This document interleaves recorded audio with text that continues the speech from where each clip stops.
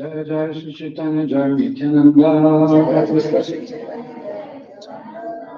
Jai Advaita Chandra Jai Gaura Bhakta-vrinda Jai Jai Shri Chaitanya Jai Nityananda Jai Advaita Chandra Jai Gaura Jai Jai Shri Chaitanya Jai Nityananda Jai Advaita Chandra Jai Gaura Bhakta-vrinda.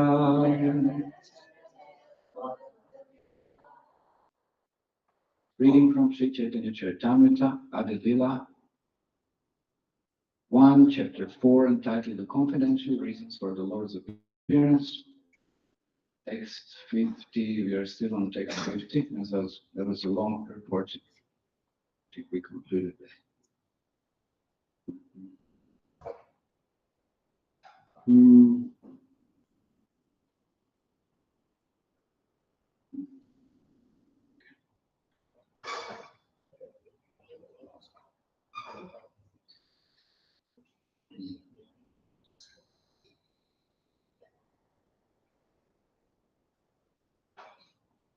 So, quite some confidential descriptions are given here of Sri Chaitanya Mahaprabhu appearing in that mood of intimacy and experiencing various dealings that exist in the spiritual world, in the land of Raja.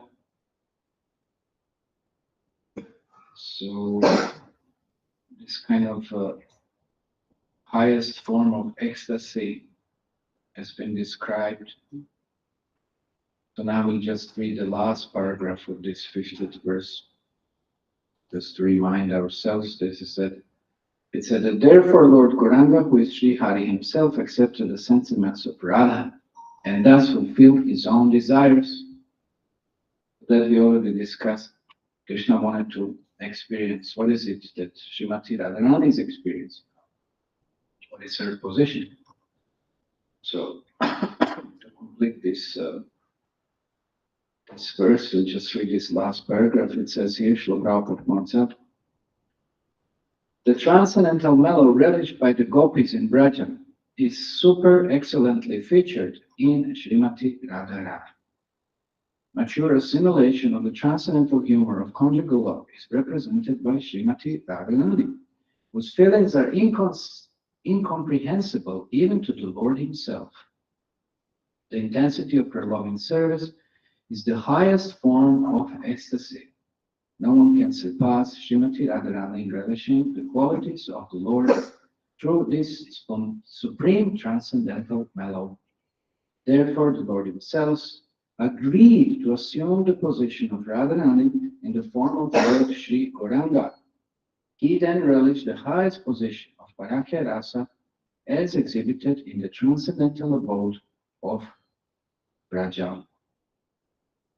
Om Jnana Timirandasya Gyananjanachalaya Chakshunamritamina Tasmai Shri Gurave Namah Namo Vishnu Vaya Krishna Vishtabhuta Vishnuti Bhaktiranta Swami Tinami Namaste Saraswati Deva Yoram Vajana Krishna Krishna Chaitanya Nanda Shri Advaita Gadadhar Shri Sri Gaura Bhakta Vrinda Hare Krishna Krishna Krishna Hare Hare Rama Hare Hare.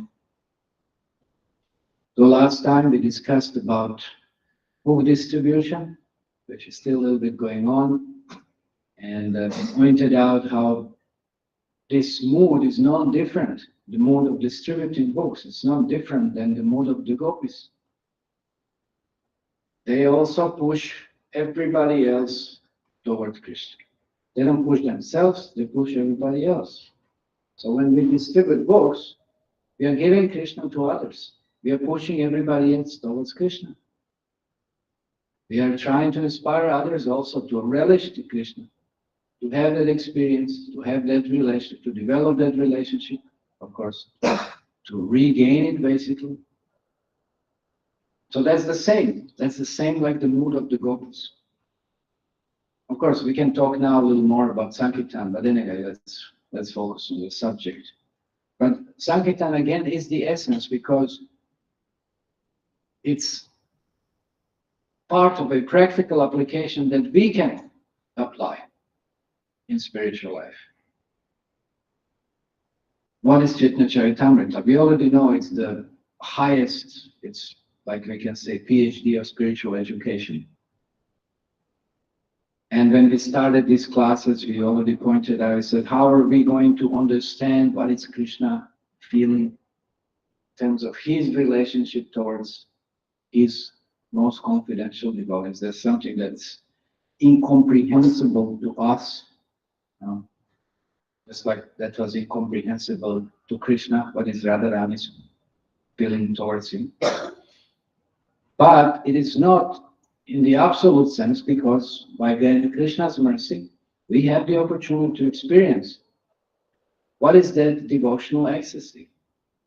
And when one feels devotional ecstasy is when one dedicates himself to devotional service of Krishna. And what is the highest form? What is the process that Chaitanya Mahaprabhu gave us? Sankirtan. To go out to distribute the holy name and to distribute the knowledge of Krishna to everybody else. So that's Harinam Sankirtan. So it's not that we can just theoretically describe the position of Chaitanya Mahaprabhu. We can actually really experience it. We can have that experience. And this last month, of course, some of us have been out for 2 months. Some are still continuing for the next few days. And some will never stop. It will just keep on going on, depending on the service and position. So we can always distribute books. We can always distribute books. Somehow or other give this knowledge. And this is the process of this Kali Yuga, how to enlighten others, primarily how to enlighten ourselves. Because by giving mercy, we receive the mercy. So what happened with that school? What happened with the contest? Like probably the kids are not so much responding. So that's the problem. So what I'm telling that coming here, I will be preparing them and to mentally and to have the confidence. What to do? Like the I understand. parents are not devotees. That's, they are materialistic. Yes. They don't have we have that experience. We have experience, but it's like we had better response in South India than here. That's or maybe there's some point of saturation that is taking place. Let's see, or maybe my eyes becoming more heavier here. Anyway, somehow or other figuring out, that's what Prabhupada said to the devotees, train your brain, think how you can increase the book distribution, how we can make this science of Krishna consciousness available to everyone. Somehow or other, we have to really think hard, use our intelligence, use any means, any way, somehow to present this knowledge, because Srila Prabhupada is a transparent medium. And when he presents Krishna, that's something that really turns everybody upside down.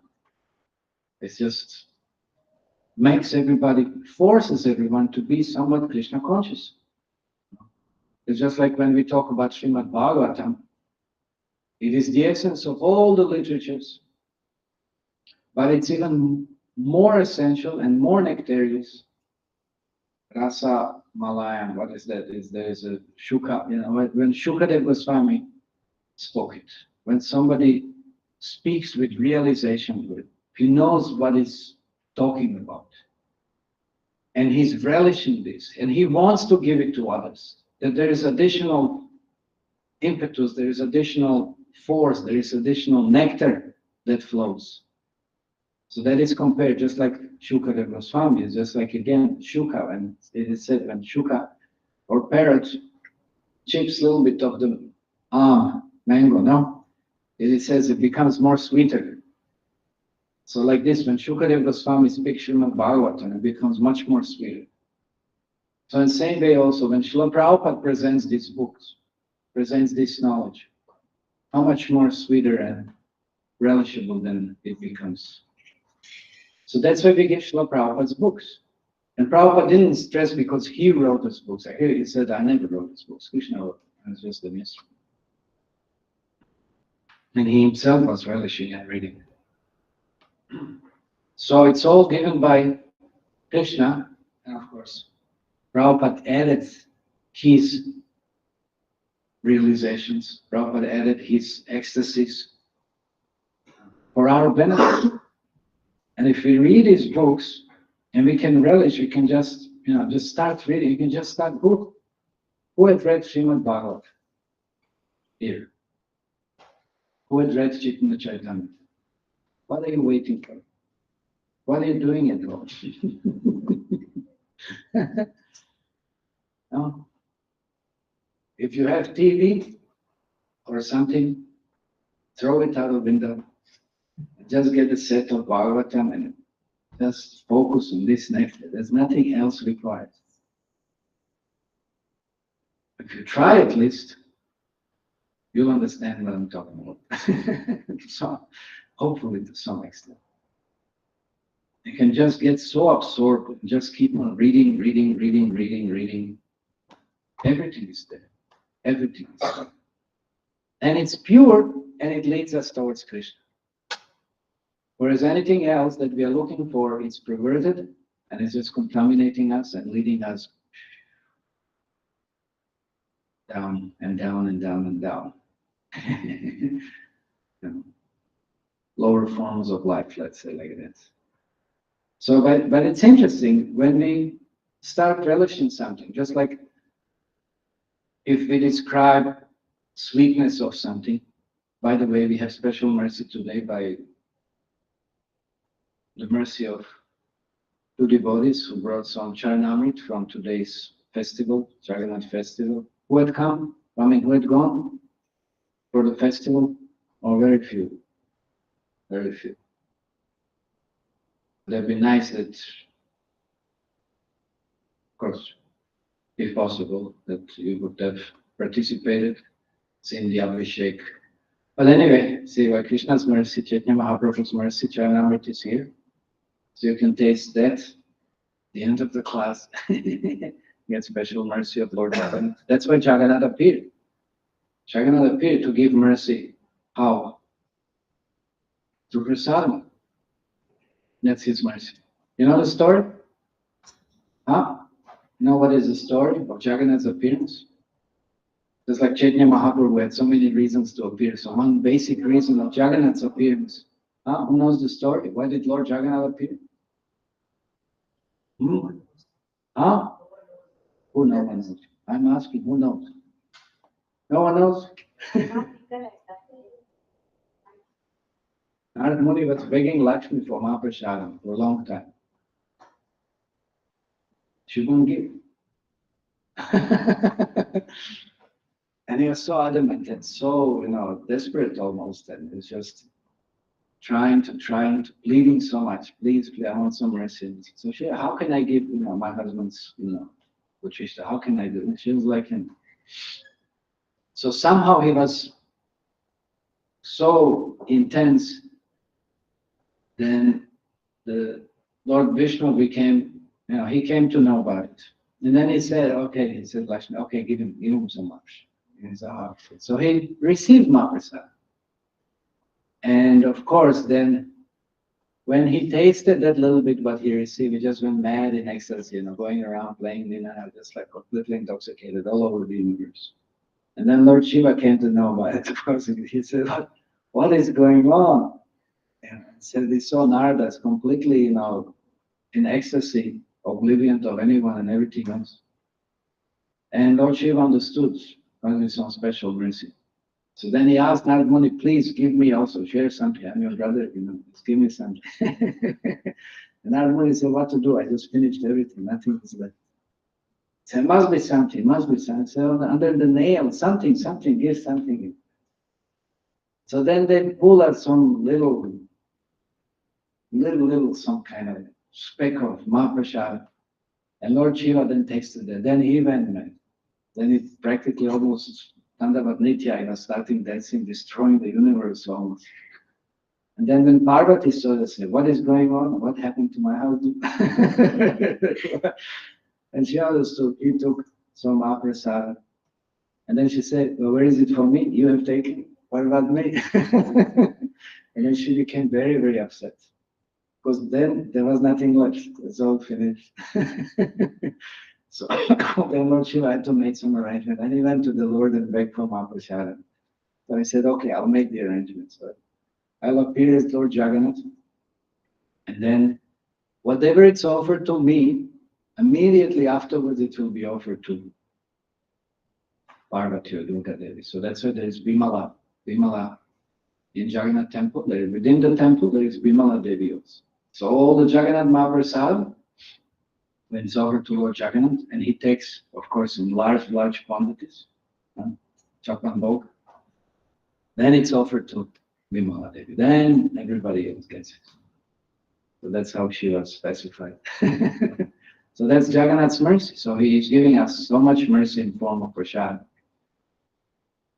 form of charnamrit at least, something, whatever available. But of course, we also have to have desire for it. We have to be eager, because this is one qualification in spiritual life. If you just sit and do nothing in the mode of ignorance, then how will we advance in spiritual life? This is why Goswami said that what is required is loyam, intense greed, that kind of greed, intense greed. But greed for what? Greed for spiritual mercy. Greed for spiritual mercy. That's why we have this Charnamrit here. Those devotees went twice, back and forth, just to find out more Charanamrit. So that's what's required. So we have to be greedy for Krishna's mercy. And we have to be greedy to distribute Krishna's mercy. That's why we go out and we push those books. And of course, most of the time we will be rejected. But sometimes somebody will be inspired by Krishna from within and somebody will take. And even those who reject at some point, just by being in some contact with the devotees, or even at least by touching the books or seeing the books, they also get the credit. Their spiritual life had started. Sometimes in the future, they'll become more attracted. So there's nothing absolutely lost. Neha vikrama nashasti pratyavayana vidyate swapamapyasya dharmasya trayate mahatopayat. Even a little endeavor on this path, can save one from the greatest type of fear. So anything that one does in spiritual life, nothing is lost, and one keeps on advancing towards Krishna. So that's the mercy, that is the process. This is what gopis have given. This is how they cooperate together, or they inspire others or push others towards Krishna. Everything for Krishna's pleasure. So when the devotees do the same in this Sankirtan Yagya, then we see they also can have such kind of experiences, as we pointed out, that Chaitanya Mahaprabhu did. Because he had personally come to, yes, give us the process and practice the process to teach us how to do it ourselves. So that's why here it said, this transcendental mellow relish by gopis in Braja is super excellently featured in Srimati Radharani, because she is the epitome of that absolute surrender towards Krishna. There's no servant greater than Srimati Radharani. There's no one who knows how to please Krishna in the best way. So she represents this kind of service and this kind of surrender. And she's always looking, who is there that she can present to Krishna, to make Krishna happy. That's Sankirtan Yagya. That's Sankirtan Yagya. Now, we are not here, we don't have library for ourselves and say, no, we will just read and nobody else should know about it. No, we go out, we just distribute, we give it to everyone, read. Just like Bhagavad Gita.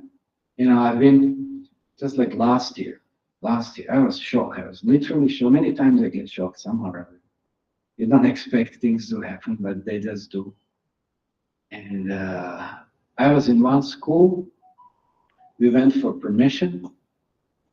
And there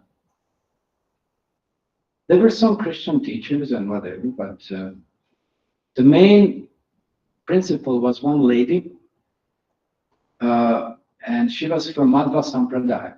And I thought, okay, that's going to be easy now, because that's like, we'll get permission. That's, they're also devotees. But then she said, this is Bhagavad Gita. And, and she's kind of asking me, don't you know that, we're not supposed to present these shlokas from Bhagavad Gita for everyone to recite? And I was like, what are you talking about? It's like, these are sacred shlokas, and not everybody's qualified to recite those shlokas. And I was stunned. I was like, wow, I couldn't believe, it's just like.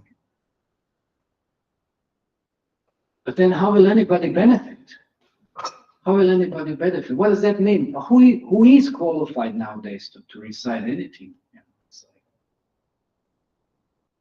So there are so many such kind of misconceptions. Yes, there is a process of somebody being qualified for reciting the Vedas, but fortunately Bhagavad Gita is not the Vedas in one sense. And also within Bhagavad Gita, what does Krishna say to Arjuna? Traigunya Vishyavedani Traigunya Bhavarjuna. Just forget about all these Vedas. And just surrender unto me. You're so bewildered by the flowery words of the Vedas and so forth. Just reject it. Krishna rejects Vedas. So this kind of process, that's like, so then I was thinking, oh no, it's like then we're not going to get permission. We're not getting permission to conduct the contest. Now what are we supposed to do? So then, fortunately, we had also another booklet. So then somehow, by Krishna's mercy, and there was an inspiration, I said, no, it's not Bhagavad Gita. Bhagavad Gita is just the gift. Which also, what does it mean? Anyway, they will read shlokas also. I said, Bhagavad Gita is just the gift. So the main content is in this booklet. So this is what we're gonna do. So then somehow that bewildered her, but her Yoga Maya hopefully somehow fortunately covered her. So she agreed, said, okay. You can present it. I was shocked. Really. Wow, we were struggling so much, in so many, Christian schools and this and that, they wouldn't give us permission. So much struggle was going on in that area. And now we come, I was thinking, that's going to be easy. And then it just, you get Maya from a different point of view. So there's so many struggles sometimes. You try to present the books, you try to distribute them, you try to give knowledge, and then, people have so many Maya from all different kinds of, flavors, so to say. So sometimes it is a challenge. Actually, many times it's a challenge. But the point is that in book distribution, we also have to learn how to surrender and depend on Krishna. We have to understand we are not a doer, we are just an instrument. Krishna is distributing books. Krishna is inspiring others. We just go out, we just present, and then it's up to Krishna. It's up to Krishna. Everything is up to Krishna. That's what we have to realize. So we go out and we present. And we can't force things to happen. We just do our best and we pray. That is the whole point. We have to assume very humble, submissive mood of prayer that please, Krishna, use me as your instrument. That's same thing that Krishna was saying to Arjuna. Nimitta matra bhava sabe sachi. Become my instrument, oh Arjuna.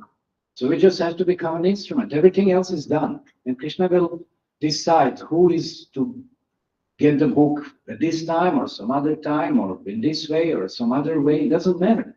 But we benefit. We go out, we become purified, we gain so many different types of realization. And there are so many ways, it's just inconceivable how many different interactions happen and in which way and how much you learn about yourself, how much you learn about others, how much you learn about Krishna, how to depend on Krishna. This is why this Sankirtan Yaga is just incomparable process to any other process. It's so educating, it's so enlightening. It's so wonderful when you surrender. But if you say, it's hard and I'm not going to do it or whatever, but then how will we ever learn? How will we ever have an experience? And definitely sometimes it is hard. Sometimes it is hard. It's not easy. Anyway, I can talk. I've so many different types of experience. Also in the West, I've been distributing. Sometimes it's just really hard. It's really hard. Nobody just wants to even look at it practically or something. It's really hard. But sometimes it just happens. You just can't believe, what had happened. It's like there's a joke. There are people who see things happen. There are people who make things happen. And there are people who say, what happened? It's like, so sometimes Sankirtan is like this. It's very dynamic. You just don't understand. What did happen? What did Krishna do now? So it's just very, very enlightening experience. But one has to surrender. That's it. One has to agree that, yes, I have to become an instrument. And you just keep on trying. Keep on trying, understanding that this is the best, or this is the way that at least I can do something that ordinarily I would have never done. But I'm doing it for Krishna. I'm doing it for Krishna. I'm doing it for everybody else, of course. But that's the best thing that we are doing for ourselves. We might not realize it. So that's why Chaitanya Mahaprabhu, he comes and he presents this process. This is like here it says, super excellent feature of Srimati Radharani. How to serve Krishna. She doesn't care about anything or anybody else. Krishna is just the only focus of her life. If we go out in that mood and try to distribute books, pleasing Srila Prabhupada is my only focus in life. You can achieve Uttam Bhagavat level in few seconds. It's amazing. It's amazing. Of course, then afterwards, as soon as we stop, Maya covers up, we go back to, Kanishta or whatever. But again, if we go out, it's amazing what happens, how we can transcend so many conditionings just by being focused on this full distribution. So it's such a wonderful process. That is the process Chaitanya Mahaprabhu gave us. But we have to decide and go out. Where are our book distributors? Who has gone out? See, very few. Okay. To try to do, a few days are maybe still there. I don't know if anywhere devotees will now make set the table or somehow. Till 10th, yes. So you said that from like putting the salt today is the last day. From the Anyway, there's no last day. 10, as I say, you can always go and set it, but till 10. Okay, you have a question. like when other people they make all the arrangements, they put up a stall and then Okay. we go and then we distribute, and it's like so convenient that we don't have to come to the temple, take the books. So I was thinking that only, even if I was like doing book distribution is not at all difficult. At least for me now, it's just so much nice experience I've got, and I've got confidence, everything. I'm so happy for that. But Prabhuji, I've been coming to the temple, taking the books, then go. It always things. I feel that their stall is there, then it's very convenient to take the books from there and then go, different places and then distribute the books. This is such an obstacle in my mind. If we want to do, then coming to because No, why do we have to make things more difficult? It's not necessary. That we have to think that if things are more difficult, that I would be performing better devotional service. It's not necessary. Krishna is supporting, Chaitanya Mahaprabhu is supporting our endeavors. No? So if there are some facilities, why we wouldn't take advantage of those facilities? Why we have to start everything from the, so to say, scratch, or just, do all the hard work ourselves? It's not necessary. Just like now, we had difficulties, we didn't know where we're going to stay. We didn't know how we're going to transport books. We didn't know how we ourselves are going to get to different places, which we have to keep on going throughout the day. How did things happen? Krishna made so many arrangements for us. And he sent people who helped us. And that's how they benefited. So we didn't say, no, we don't want anyone's help. We will do everything ourselves. That would be insane. That would be insane. Because then that's a wrong mentality, thinking that I am the doer and I have to do everything. In management, that's called hand-on management. That's the worst type of management that anybody can do. You have to learn how to delegate.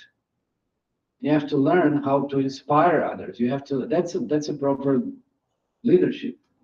That's a proper management. So it's not that I have to do everything and then I feel, yes, everything has been done. No, that's not necessary. That's not necessary. So we can engage others, we can inspire others, because that's how they benefit also. If we have to do everything, which is impossible anyway, it's absolutely inappropriate to even think about it as such. But then what would we be able to do? So it's nice if there is some facility, and then we just do whatever else we can do. It's not required that we have to take books and we have to set a table. Well, fine, if somebody else already did it, What's the problem? We just take it from there and we go further. That is the point. This is how gopis cooperate with each other. It's not that everyone is just doing everything on its own. They make such an arrangement that Radha and Krishna can be together or whatever, this and that. Whatever it is, they all cooperate. They all cooperate. And one does this, another one does that, and then it goes further and it extends to this one and that one, and this one brings this from somewhere else, and whatever it is, so that everything is set nicely. Everybody's engaged, and one helps this one to do this, and this. Everything is so nicely connected and cooperative. It's not that we have to do everything, and nobody's expecting us. Of course, I mean, how is it possible? So you don't have to have any,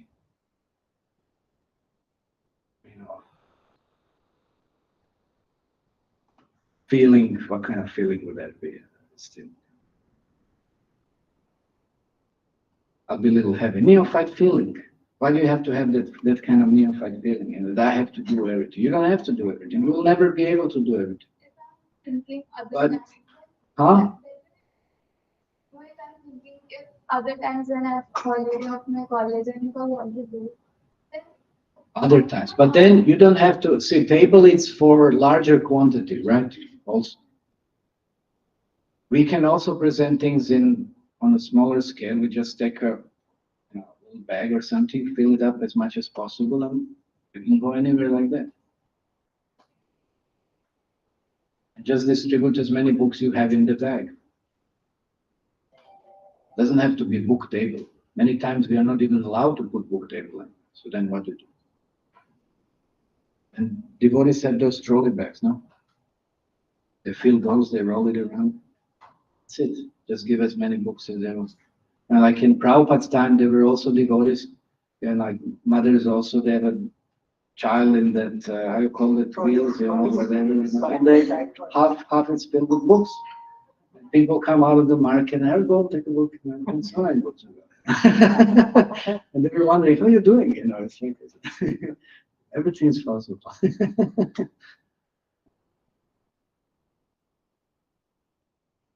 So now what? I have something with the mind and just Transcend it. Don't make your mind limit you. That's the point. Whatever Krishna facilitates, we should take also. That's also, it's also not, it's like somebody tries to help you and you tell them, no, I don't need your help, I'll do it myself. It's kind of like this sometimes. Then how do you foster some relationship? How do you, learn how to appreciate others, or how do you value someone else's contribution? And how will anyone also value your contribution? Relationships are very important. So that's how we should never forget. That's our book distribution. It's our relationship with Krishna. It's not that I'll just do, okay, in one sense, it's like devotees don't like Krishna to serve them. But now Krishna is not serving you. Krishna is making arrangements for others to be served. That's a difference. Book distribution, it's not that Krishna facilitates something through someone, whatever it is, that we think, oh, Krishna is serving me. No, Krishna is trying to, reach out to so many others. Devotees, in one sense, have that mood or mentality. They don't want Krishna to serve them. They want to serve Krishna only. Nice. So that's why there is always competition. Krishna will figure out the way to make some arrangement. Just like we know the story, Rupa Goswami or Raghunath Das Goswami, they would be meditating or doing something on the hot sun, and Radharani would come put the sari over, and Sanatana Goswami would see it and say, "What are you doing? Make yourself a hut. Radharani has to come, and you're, profusely sweating, and this so many things going on, and then Radharani, you're engaging her in your service. That's inappropriate, and so many things like this." But that's not the case with book distribution, because we are approaching others who have no idea about Krishna consciousness. So Krishna is facilitating this. So it's not that we have to do everything. So then we have to accept that for sake of others. It's not for ourselves. So Krishna will make an arrangement. That is the whole point. That's how you can be Krishna conscious. Because you see, well, look at this. Krishna's making arrangements. And how did that happen? Where did that come from? And from Krishna. It's amazing, this Sankirtan again, how much you can be Krishna conscious, if you want to be Krishna conscious. Of course, if you're in Maya, then Krishna will send some demon to remind you that you're not Krishna conscious. That also happens. That also happens, that you're not doing things with the proper consciousness. Anyway, those are some different stories. So like this, we should appreciate Krishna's, helping us to do this service, because that's what he wants. He also wants to be part of that. No, why should we exclude him? Only I want to take the nectar. So he comes as Chaitanya Mahaprabhu. That is the process. He goes around, he chants, he's dancing, he's instructing. That is the nectar of, as I said, there's one book, the nectar of book distribution. Like I said in the beginning, Shukadev's nectar. It is a nectar. It is an amazing feeling that one can have personal direct experience if one is involved with it. Just going out and surrender, just see what happens. See what happens. But you have to make sure that you have proper consciousness, that you have chanted all your rounds before, that you had proper sadhana. Otherwise, you might feel bitter. You might feel bitter if somebody keeps on rejecting you. But that's because you don't have proper consciousness. But if you're blissful, and you are Krishna conscious, you'll just experience more and more bliss. So that's the transcendental bliss. That's what Srimati Radharani is experiencing. This is what Chaitanya Mahaprabhu is experiencing. Like I said here, the intensity of her loving service is the highest form of ecstasy. And we see devotees in Sankirtan being so ecstatic. When they travel and then they get together and they say, I have this story and this has happened and then it happened. They completely forget about everything else. I know before when I just came to India and we were traveling, like we didn't even know. I had to sometimes ask people, what's the day today? And they would look at me, what are you talking about? I had no idea. Not just what's the time. Okay, time we could figure out if it's dark or it's not dark or whatever it is, but we didn't know what's the day. Sunday, Monday, I had no idea. We're just so absorbed in book distribution, traveling from one place to another, that's all. Yeah, so also, what we're going to eat, where we're going to stay. Krishna makes arrangement. He sends people. He said, wow, once I remember, it was Ekadashi. That was fine. I remember it was also in Andhra.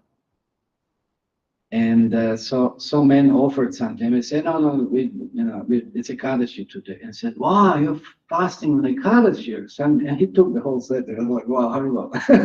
So many movie go. So many things like this. So that's the highest transcendental ecstasy that Srimati Radharani is experiencing. That's what Chaitanya Mahaprabhu came to experience. That's what Chaitanya Mahaprabhu came to give to us. So that's why he said, this is how Chaitanya Mahaprabhu relished the highest position of Parakya Rasa as exhibited in the transcendental abode of Raja. So we shouldn't, main point here is, we shouldn't have any misconception. What does that mean, Parakya Rasa, this and that, whatever it is. Parakya Rasa is take a book, go out. You want to have experience of Parakya Rasa, take the book, go out and distribute books. Simple. That's it. That's the process of Krishna consciousness that Chaitanya Mahaprabhu has given. Okay, let's stop here. Few minutes for questions. Yes. During book distribution, there was one incident happened. There was one devotee came to take a book, and he was bargaining on that. Devotee came to take the book. Some person. Okay. So he was bargaining on the value of the seva what we were asking for. Okay. So after that, he was saying, I will only pay 200 rupees, so you have to give it to me. So I told that if you don't have a value for this particular book, then please keep this book. He left that book and he gone on. So some the other devotees told me that you should have given him at that cost. It depends. It depends. Prabhupada in general said, don't give these books for free, because people will not buy it.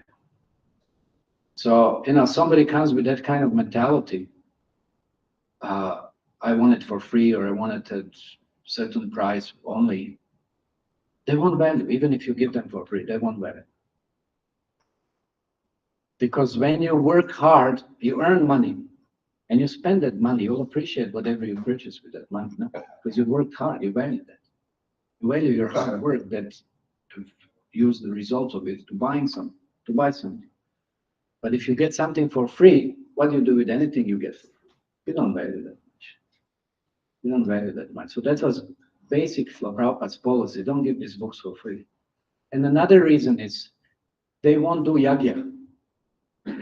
What does Krishna wants us all to do? It's to perform certain yajna, to perform certain sacrifice.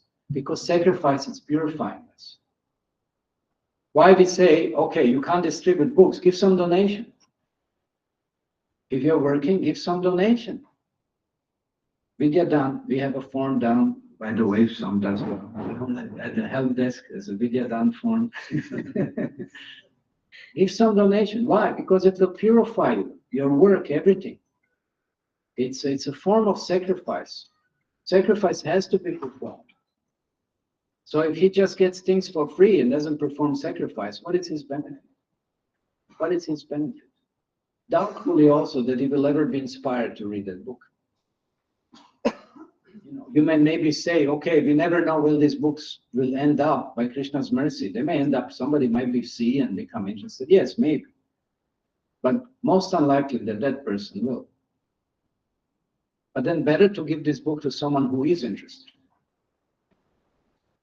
And then if somebody reduces value like this, then we should tell them, this book is invaluable. But if you want, you can just give some donation to cover cost of printing for it.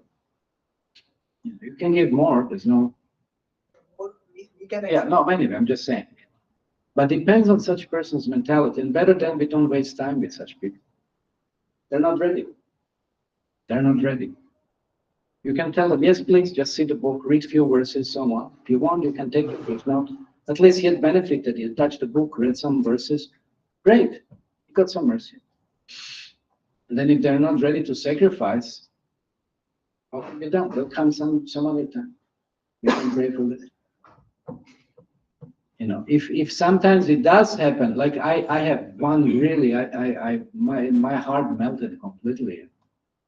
That was one of the first days in India, and we went traveling villages in Gujarat. And somewhere around Mehsana, somewhere there, some village. And I remember there was one hut outside of the village practically. And I came into that, I knocked outside, and then some lady came, and I presented books, in Gujarati. I said, please take the book. And they were like, they were very poor. They were very poor. And they didn't have, I remember that time, small book was 10 rupees. Maybe it wasn't 10, maybe I said too much. Whatever. Anyway, let it be 10 rupees. Whatever. And I saw they start searching in the house, looking for some coins. Took some time. And they didn't have 10 rupees. They had less than it, maybe 7, 8 or something. And they were like, what to do now? They couldn't find more than that.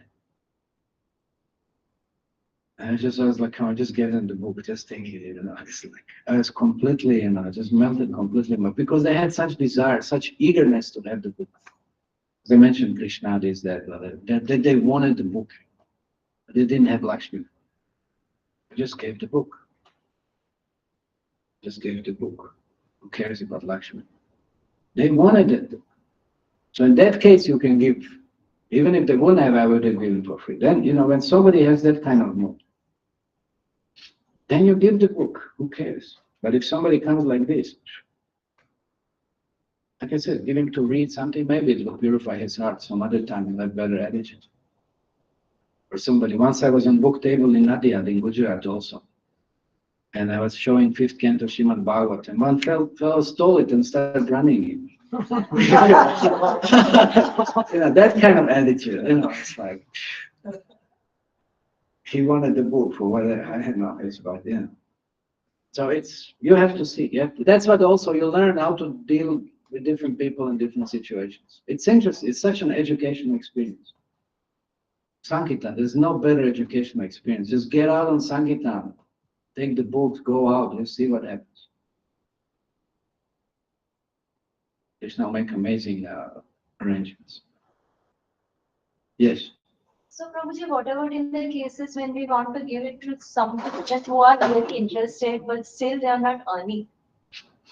That's why I said if somebody is really interested, give them. But you really have to know that they're interested. Otherwise, they might, it's like, if somebody is really interested, give them, yes. That's okay.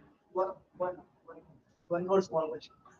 Many of the persons who comes to stall for book, so they ask us, what is the difference between these Srila Prabhupada Bhagavad Gita and the Gita Press Bhagavad Gita?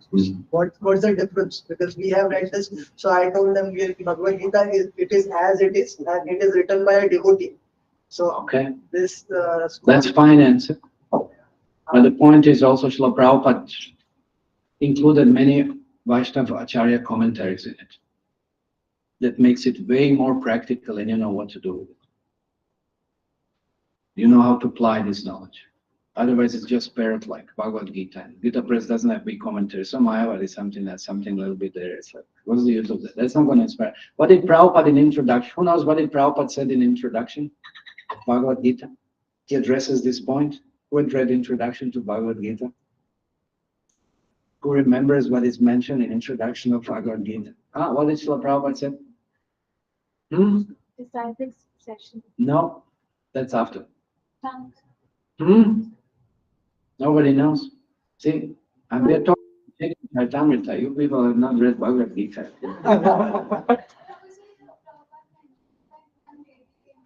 That's amazing. See, she knows.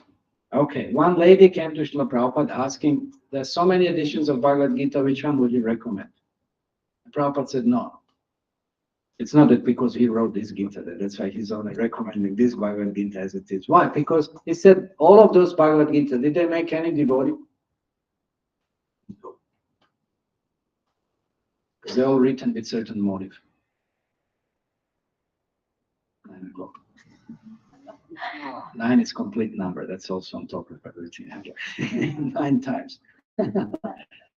Nobody became a devotee. So what is the use of that? What is the use of that? That's why you read this Gita, how many devotees are there? Jai, Srila Prabhupada ki jai, Chaitanya Charitamrita ki jai, Gaur Premanande.